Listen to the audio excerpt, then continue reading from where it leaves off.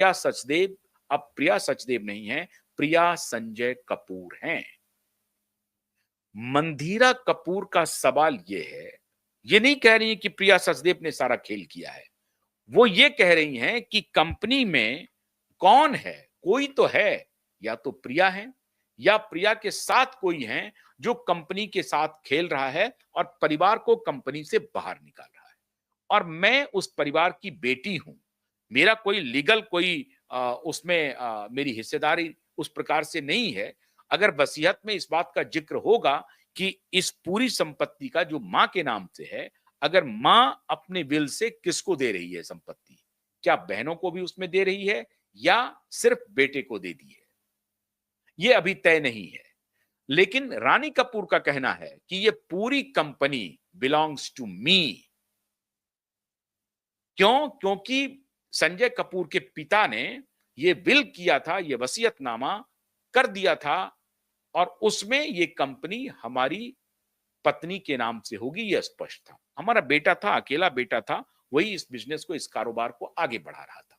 हमारी बेटियां शादी होकर के दूसरे घर में जा चुकी थी, तो उसमें हमें कोई डिबेट नहीं था। तो हमारा बेटा ही इस पूरे इसको देख रहा था। तो बेटा देख रहा है, मां देख रहा है, मतलब बराबर है। लेकिन कंपनी लीगली वो रानी कपूर की है, रानी कपूर की वसीयत का। कंपनी इन द सेंस कि अब तो लिस्टेड कंपनी, जैसा मैंने आपको बताया कि लिस्टेड में तो शेयर होल्डर्स हो जाते हैं कंपनी के मालिक।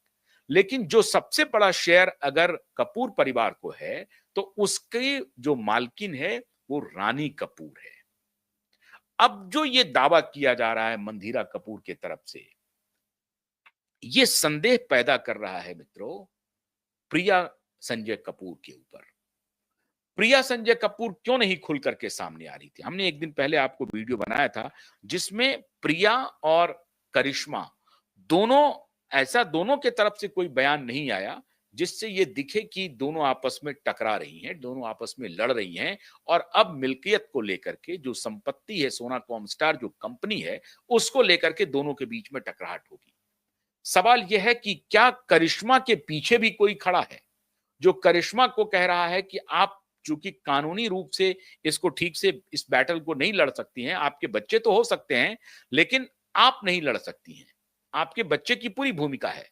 और ये बात तो साबित भी है, अब ये कहीं ना कहीं जरूर विल में लिखा भी होगा, जो संजय कपूर का जो अपना पूरा प्रोफार्मा होगा वसीयत का, उन्होंने किया या नहीं किया है, लेकिन कानूनी रूप से करिश्मा के दोनों बच्चे का हक सोना कॉमस्टार पर है, जो कुछ भी शेयर है सोना कॉमस्टार पर है। अब उधर दूसरी तरफ चूंकि प्रिया सचदेव से भी संजय ने लीगल मैरिज किया है, प्रिया सचदेव की पहले घर से जो बेटी है, मतलब पहले पति से जो बेटी है, उनको भी संजय कपूर ने कानूनी रूप से अडॉप्ट कर लिया है। तो वो कानूनी रूप से हकदार भी हो गई हैं। जो जो दूसरे घर की बेटी है, मतलब प्रिया सचदेव की जो बेटी है, वो भी कानूनी रूप से हकदार है और प्रिया सचदेव का बेटा भी कानूनी रूप से हकदार है। तो 4 क्लेमेंट तो ऑलरेडी वहां मौजूद हैं। करिश्मा के बच्चे, संजय कपूर करिश्मा के बच्चे और संजय कपूर प्रिया संजय कपूर के बच्चे।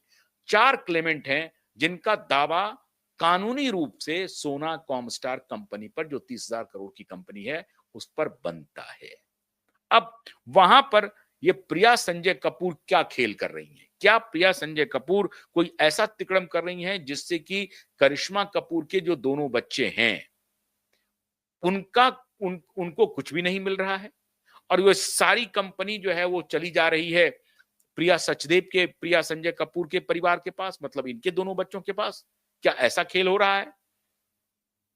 अब अगर ऐसा खेल हो रहा है जो कि पब्लिक डोमेन में नहीं है, तो क्या इसको देखते हुए मंधीरा ने यह सवाल उठा दिया है कि मैं अपने मां को सामने में रख करके ये लड़ाई लड़ूंगी और उसके बाद सब पता चल जाएगा? लेकिन मंधीरा ने जो सवाल उठाए हैं वो बहुत पर्टिनेंट है और मंधीरा कह रही हैं कि मेरे पास सबूत हैं, केवल मां का स्टेटमेंट नहीं है, मां के इस स्टेटमेंट के बाहर भी मेरे पास सबूत हैं कि जोर जबरदस्ती से मेरी मां से सिग्नेचर कराए गए हैं, वो 13 दिन के अंदर ही। अब ये सारा खुलासा कोर्ट में होना है।